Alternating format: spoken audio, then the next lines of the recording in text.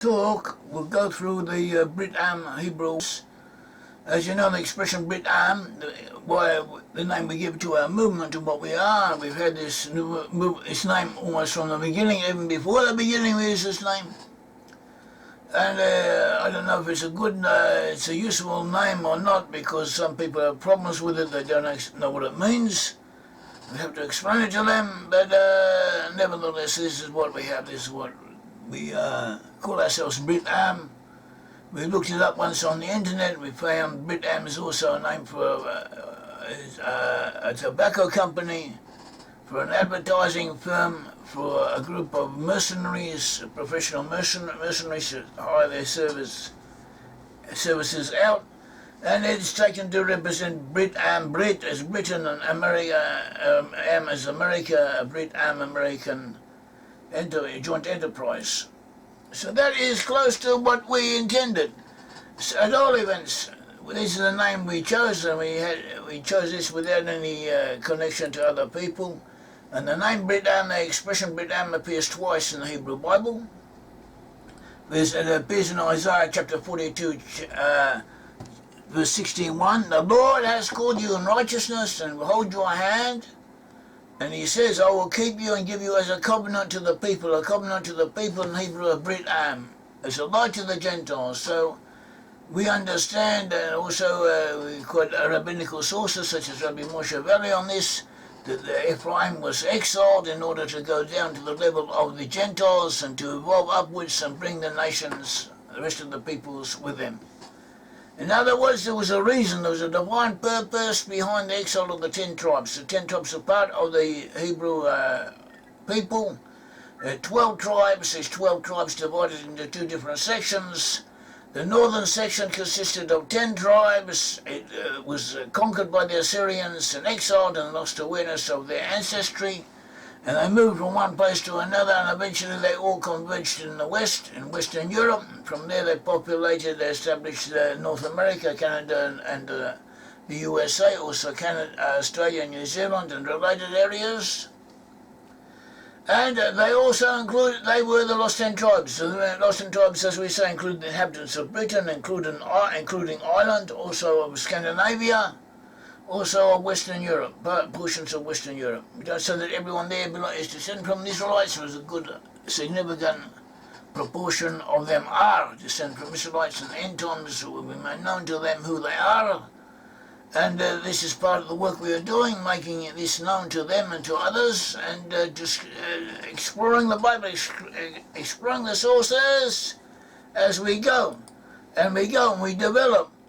People who have been with us for a while know that we develop. New insights come to us, new information comes our way, new appreciations or variations, modifications of reality, of our awareness of reality also, part of what happens with us.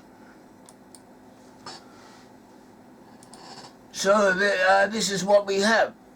So Brit-Am is a covenant of the people, a light to the Gentiles, a Brit-Am, and the other place where it's mentioned, this expression Brit-Am, Isaiah 49 verse 9, thus is the Lord, in an acceptable time I've heard you, in the day of your salvation I have helped you, I preserve you and give you as a covenant to the peoples, and the Hebrew Brit-Am, to restore the earth, to cause them to inherit the desolate heritages.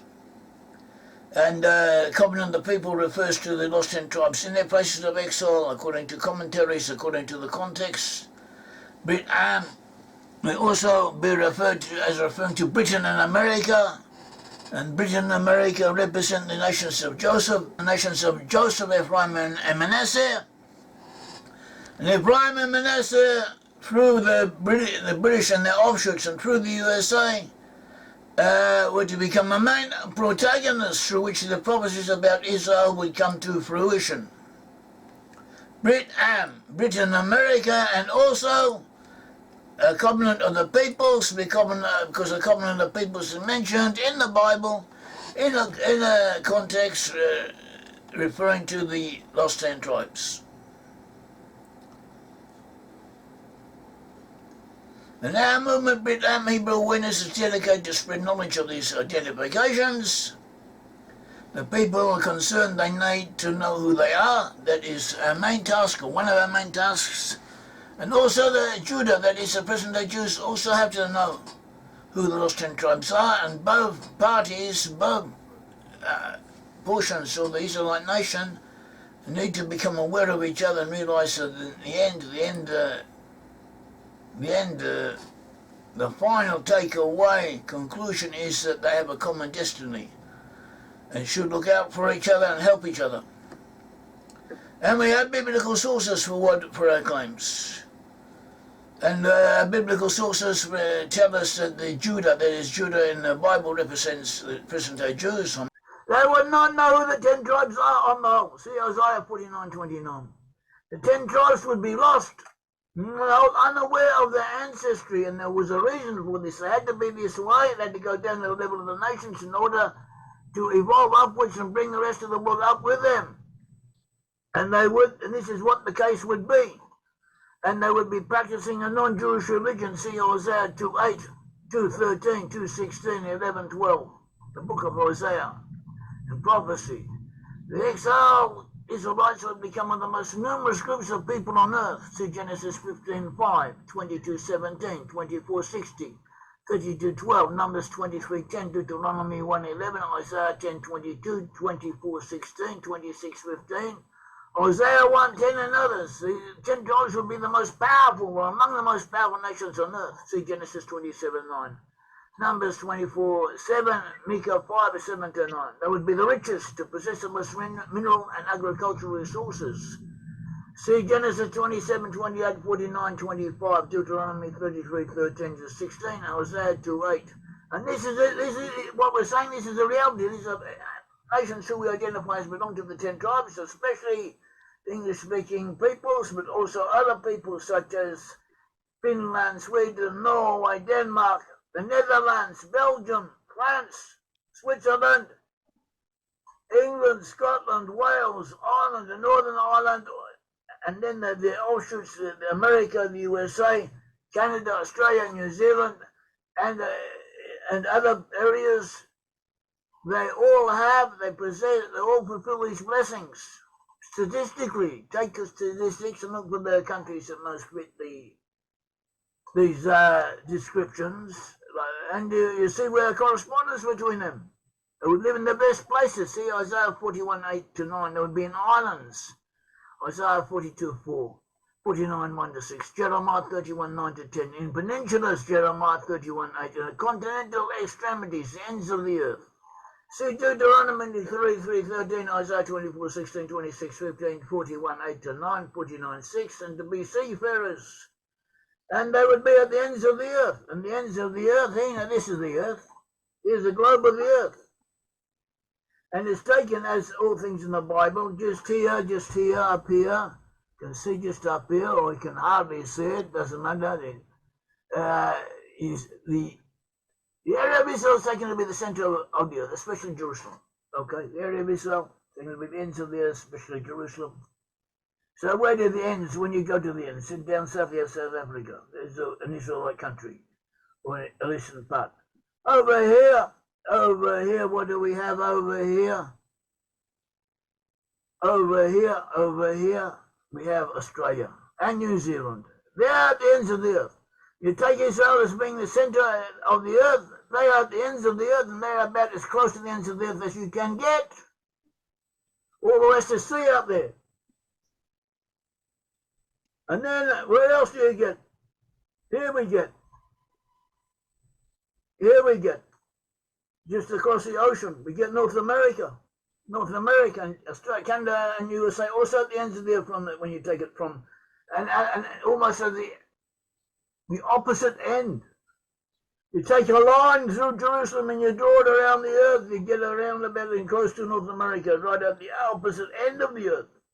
And then across the sea here, you get the British Isles, you get Ireland, you get England, Britain, and then you get the northern coast of Europe. That is where all those areas are at the ends of the earth.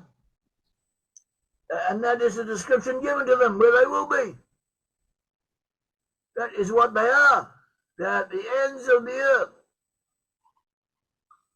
So that is what we have, here. See Deuteronomy 33:13, Isaiah 24, 16, 26, 15, 41, 8 to 9, 49, 6. So it would be seafarers. They should be at continental extremities. As we said, they should be seafarers. They would gain control over strategic points regarding their potential adversaries. They would have the gates of their enemies and the gates of those who hate them. See Genesis 22:16 and 17, 24:60. They would be like a lion and a unicorn, Numbers 24, 8 to 9. And a bald-headed eagle, Micah 1 to 16. A warrior nation. The battle axe of the Almighty, the policemen of the globe. It will be primarily located in the western north of the land of Israel. The trail of megalithic dolmens would show the pathway migration from the land of Israel to their places of settlement in the end times. Jeremiah 31:21. And Scripture gives numerous other identifying characteristics that taken as whole can only fit the one group of people that were to be found in Western Europe, especially Britain and the South States, in North America. That is where the lost 10 tribes are, according to the Bible, according to the sources. And these sources fit the reality. And these sources, according to the simple meaning of the Bible, Scripture, they fit the reality. And also, in many cases, we also have famous rabbis who commented on the Bible. And they also agree with us that the said passages are referring to lost 10 tribes. And our interpretation is correct. So we have something to back us up on. And we also use rabbinical sources. I myself am a religious Jew, or I attempt to be. I believe in Judaism. I practice Judaism as well as I can. And under the circumstances, and we use rabbinical sources. We use rabbinical sources. Rabbinical commentators confirm that the verses we quote concerning lost 10 tribes really do apply to them. Jewish legends and traditions from the Second Temple period and shortly afterwards said that lost 10 tribes, the Rechabites were associated with lost 10 tribes, and the sons of Moses were also associated with lost 10 tribes in Jewish folklore, that all these peoples were to be in the Isles of the Blessed, meaning Ireland and Britain in classical Greek literature. And this is confirmed by apocryphal Jewish and other writings, also even Josephus, who was famous 37 CE to 100 CE. And he paraphrases the prophecy of Balaam, the pagan prophet who also was a source quoted in the Bible concerning the Israelites in the end times. And he said, the multitude of your posterity, that is most of your ancestors, descendants, will live as well in the islands as on the continent, but from the islands as on the continent. And they will be more in number than the other stars are here, and they'll be extremely numerous. Also, the Bible in the original Hebrew in the book of Obadiah speaks of the first exile of Israel. First exile of Israel, according to the commentators, rabbinical commentators, means exile of the 10 tribes. And that they, according to Obadiah, this first exile will be in Zarephath. Zarephath is a term meaning France in Hebrew. And Rashi, 1040, 1105, is the most revered commentator, the most well-known commentator of them all. He says that the 10 tribes went to Zarephath, meaning he says the land called France. Abarbanel, who is also quite an important commentator, he says that Zarephath refers to both France and Britain together.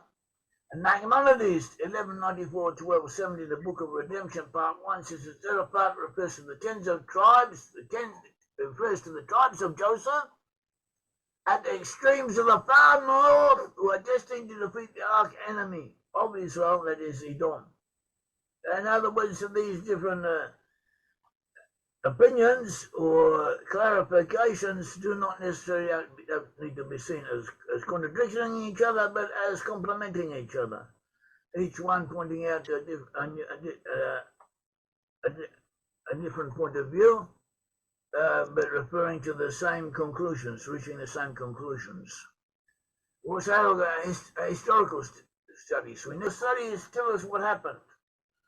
And we study history, we study the sources, and as well as we can divine, as well as we know, the historical studies, the researchers also confirm our conclusions concerning lost 10 tribes. So we had 12 tribes in the land of Israel. After the death of King Solomon, these 12 tribes divided into two sections, the northern section and the southern section. The southern part of Judah gave rise to the ancestors of the Jewish people. They comprised the tribes of Judah, Benjamin, Levi, and represented minorities of all the other tribes, say other present-day Jews. The northern portion, that is the 10 tribes, were conquered by the Assyrians and entirely taken away, and also archaeological findings show that the whole settlements, all the settlements that we find in the north, that we can understand, that we know or realize that they may be identified as Israelites, they were all destroyed at the time of the Assyrians, as the Bible says they would be. And all the inhabitants were taken away, and it's only a few hundred years later that new people came in, on the whole. So this is what we have. We also find through archaeological findings and other written sources and legends and so on, and the Bible, that the 10 tribes were taken away by two pathways, one by way of the sea and the second one was overland. By way of the sea, the Assyrians, the Assyrian Empire, or the Neo-Assyrian Empire as it's sometimes referred to, they used Edomites as their agents, proxies, Edomites from the land of Idumea to the southwest or south of Judah, and also they had enclaves, they had settlements. The Edomites had settlements throughout the Middle East, also especially in Sur, in Tyre, city of Tyre, and in Mesopotamia, and Babylon, and other areas. And they served as proxies, they served as agents for Assyria. They were associated with Assyria. And the Assyrians and the Edomites together were overseers. One could say they also used Philistines and Phoenicians to work for them, to carry out their colonization projects for the Assyrian Empire at that time. The Assyrians began to develop estates to produce food in Spain. They also had mining enterprises in Spain, and mining enterprises in England and Cornwall, and also in Wales, copper. The biggest copper mine in the world was in the great oil mine in Wales at that time. Also, they got gold apparently from Ireland, so they were there. Also, they had there were Minoans, that is the Philistines. The Philistines are characterized by both what is known as Minoan and Mycenaean culture associated with Greece. We find evidence of Minoan settlements in Scandinavia, in Sweden, and also in Denmark at that time. And they are associated with Israelites being settled in those areas. So that is one pathway, the seaway, the pathway via the sea. In addition to that, the exiles were also taken overland. Probably majority of them were taken overland to areas north of the Assyrian Empire, portions of the Assyrian Empire, and even we find inscriptions, Assyrian inscriptions, to mention people from Samaria, people with the Hebrew names, dwelling in Assyria and so on. And also we find them associating with the Cimmerians and Scythians and Goths, especially in the armed forces. They had a whole unit of charioteers was from Samaria. Also they had other specialized troops were also from Israel, also serving with Assyria. And they were associated with the Cimmerians, Scythians and Goths, who were Gamiri, referred to as Gamiri by the Assyrians, and referred to as Gomer in the Bible. In Genesis 10, the son of Noah, that is, was Japhet, Shem, Ham, and Japhet were the three sons of Noah, from whom all peoples of the earth descend. Japhet gave rise to Gomer, and Gomer gave rise to several nations.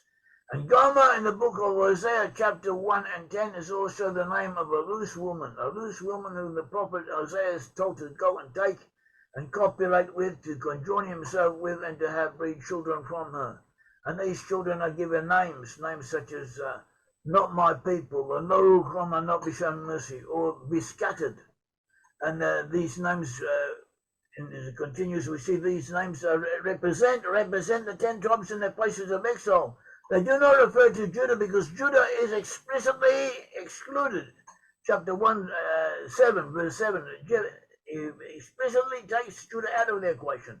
They're only referring representative of the 10 tribes, and these 10 tribes are known collectively after their mother as Gomer.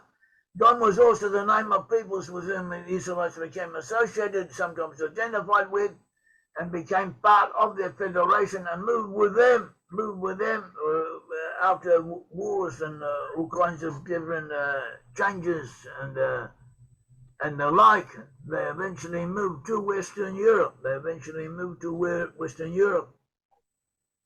They gave rise to Western European civilizations, countries, and that is where they now are.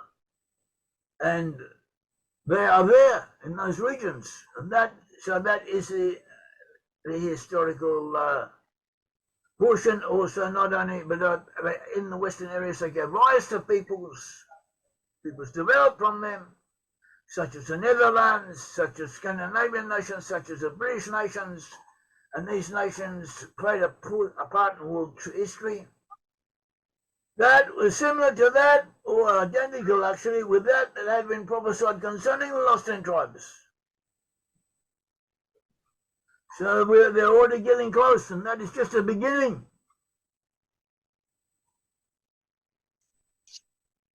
We also found a lot of them at one stage when portions of Germany and other portions of Europe, and in the 1700s, 1800s, and early 1900s, when there was a mass migration from Europe to the USA, we find peoples moving out, one could say a self-selected process of immigration. Sometimes you had 2 villages, one beside the other. One village would stay altogether, and the other village would move out altogether, because they'd always been somewhat separate from each other. And this was actually a movement, as indications different researchers show, of Israelites separating themselves from their fellow Europeans and moving to areas dominated by Israelites. The lost 10 tribes coming home, moving together. So this was a phenomenon. It is spoken about. It's not an original idea. I've only spoken about here and there in the literature, and even in its own way in the professional literature, works on sociology and relative levels of anti-Semitism and so on is spoken about. It's a phenomenon that existed historically, and we are given explanation for it. And in addition to that, we find contemporary reality that the areas where we find a predominant proportion of peoples descend from Israel, relatively speaking, they are less anti-Semitic than others, although there are exceptions, exceptional times, exceptional circumstances, differences. From one area to the other, on the whole, they are friendly to the Jews or tolerant of the Jews more than other peoples have been. Sometimes friends of the Jews. And they're also the people who are most pro-Israel, on the whole, were most pro-Israel for the state of Israel in the early days of its establishment. And the British helped create the state of Israel, bring it into fruition. There were differences, there were fictions between here and there, and they were there for quite a while. And in the course of time, there were periods when the British were less enthusiastic than they had been at the beginning. And there was a real political pressures and political differences, but on the whole, the British did help give rise to the state of Israel, more than any other country did or could have done. After the state of Israel came into existence, it was helped by other nations, it was helped by South Africa, it was helped by the Netherlands, it was helped by the USA. And it was helped a great deal. In some cases, it was helped as if these people felt that the state of Israel represented some aspect of themselves, as indeed it did. And they instinctively felt this, understood this. So that is what we have. There are objections, or possible objections, something that we frequently come across nowadays. DNA examinations, DNA studies are very popular. Nowadays, you pay a few $100s and you can get a whole breakdown of your DNA, of your ancestry, what proportion of this, what proportion of that you have in your ancestry, who your ancestors were, where you fit in a DNA in classifications, and so on. We study this and we use it and we apply it and we see how it fits in with our studies. So on the whole, we accept it to a limited degree, but we should also note that DNA is not as it is presented. Also, so too the claims of how they date ancient findings using carbon dating and other means. So all these modern means of dating unreliable, and not only unreliable, they're also misleading, and to some degree motivated by ideological aims, ideological wishes, consciously, unconsciously, of wanting to deny the Bible, undermine the Bible, or deny the literal truth of the Bible. And they believe in it. They believe in what they're doing to some degree, at least. We say that they are mistaken, but we concentrate upon our biblical and other proofs. But we also here and there touch on historical evidence and also other evidence. We keep up to date on what researchers are finding. And we find now that DNA can change. DNA can change, not after hundreds or thousands of years of minuscule changes, gradual changes, but overnight, organisms and animals can change from one extreme to another, and sometimes they do, and they do this in several ways. And one of the ways they do this is by borrowing genes from each other. So we had the case of the fish. One of the known examples of this is a case of fish. Certain breeds of fish, because of climate changing and so on, fish need to move. Fish in the oceans, they move. They go to one place to breed, to copulate. Then they go to another place to fatten up, fatten up, and then they go to another place. And that is their whole life. And they travel great distances. And so they have areas where they breed, for instance. And because of the changes in the climate, we don't know why exactly, but for all different reasons, sometimes a region where they used to go is no longer suitable, and they have to go to another area of the ocean where it's much colder. And the fish that are already there have an antifreeze gene. And they don't suffer from the cold. But these new fish were never in that area, but now they need this antifreeze gene. So they get it overnight. But they get it overnight, they get it over a very short period. And how do they get it? They get it from the fish that already have it. And how do the fish that already have it give it to them? We're not certain. But we think somehow through the water, or through a virus, or in some other way, it moves. This gene is transferred from one species of fish to the other when the recipient fish has need of it to survive. And it doesn't do this after thousands of millions of years, as evolutionists want to say. It does this within a month or a few months, or not at all events, almost immediately.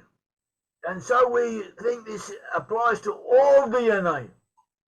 In other words, you have DNA and your DNA can change, and if nothing happens after generation, your DNA will always remain the same. But something could happen when it has to change dramatically. This could also explain certain changes that we find in the shapes of heads, in color, all different things. And this is known to people who are occupied with these studies. And so that's a point we'd like to make. And this is what we have. That is what we have concerning our proofs and our possible objections to our proofs. Any observations to make? Ken Yaakov, Yeah, want to say something? yeah. Shalom, Yair. Let me see. Yes, I'm on. Okay. I'm open here at your PDF attachment, the Brit-Am. Please. The Brit-Am Hebrew awareness pages. Yeah. Yes. What I would love to see, I want to print this and distribute this during Sukkot in Jerusalem. So can I distribute it? Yes, I am very happy to have it distributed.